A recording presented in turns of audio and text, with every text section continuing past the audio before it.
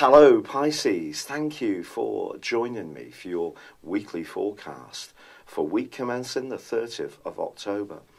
As one month comes to a close and another begins, there's still a wonderful vista of expansion and excitement that is affecting your strands in your planetary situation.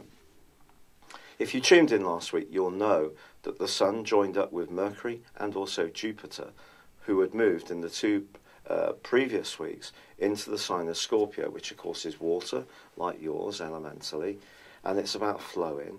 But of course Scorpio is also about passion, and it can be about sexuality, and also of course about change, transformation in a more spiritual way, and in a more practical way about finances. So there's a sense that you will be a little bit restless this week, but that restlessness can be very positive if you can embrace the opportunities that are going to be there. And I think it does require you to be open to change, to moving beyond the structures that you may ordinarily find quite familiar. Now, to be honest, because you are a mutable zodiac sign, a degree of change and flexing in your approach or moods and modes is not something you won't be familiar with. But this is something that I think can be much more substantive. This is about real opportunities to shake up your world, make it more spontaneous, make it much more exciting so that you feel alive and you're living in the present. Now, as the week begins, the Sun is combining with both Jupiter, and also they're forging a semi-sextile to Mars still. Now, that angle between Mars and Jupiter is actually going to continue for the rest of the week, which could make you very bold and decisive when it comes to business interests. With the Sun, that goes on to forge a link with your other ruling planet, Jupiter being one, Neptune the other, which of course since 2/12 has been in your sign, Neptune. Now, Neptune has been quite mischievous this year in its influences. It's not necessarily been very easy for us all. But in this instance, this week, it's going to give you an awesome opportunity to connect with that very creative, artistry-led, imaginative, sometimes dreamy, but in a positive way, part of your nature. So you can be very open, very absorbent to influences around you, but also you can demonstrate ideas to other people really positively as well. This could be a time, therefore, when you can use all these potentials for change in a highly positive way.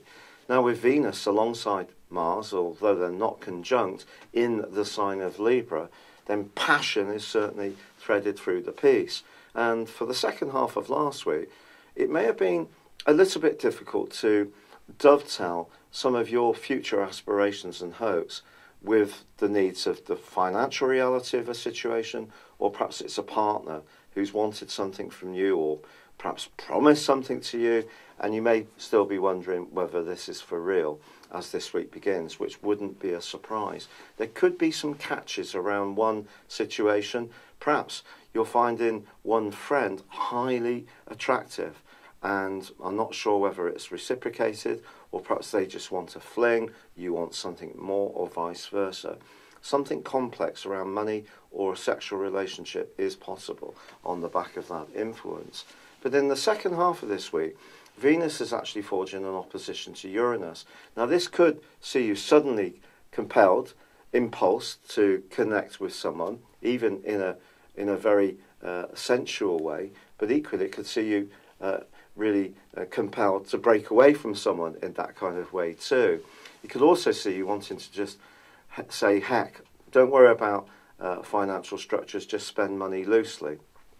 Now, if you're someone who rarely does this, it probably won't be an aspect that you're going to completely crumble in the face of, because Venus is actually forging another stabilising influence with Saturn at the same time.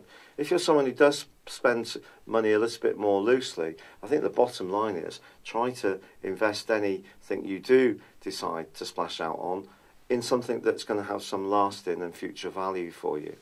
Now, as the week draws to a close, there is a full moon.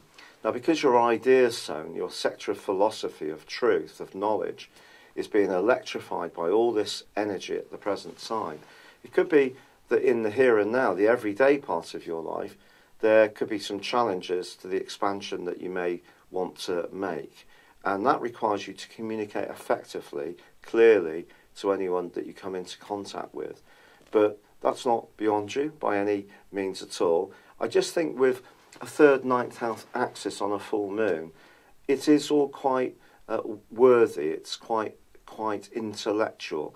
Don't forget to stay closely in touch with the more emotional side of your being with any communications that you make. It's been a real pleasure being with you. Thank you for joining me. Good luck and goodbye for now. Hello, thank you so much for watching my video. I'd love you to join me at my Horoscope Ace app. You can find this at www.horoscope-ace.com. You can use it through Android, iOS, Apple or Facebook. Check out your ascendant or your moon sign or download your free birth chart. There's all your favourite videos, plus there are daily, weekly, monthly and yearly horoscopes for general, love, Chinese and Indian astrology. If your passion is tarot, there's my brilliant 3-card money or love tarot readings too. And it's all there at www.horoscope-ace.com. Thank you.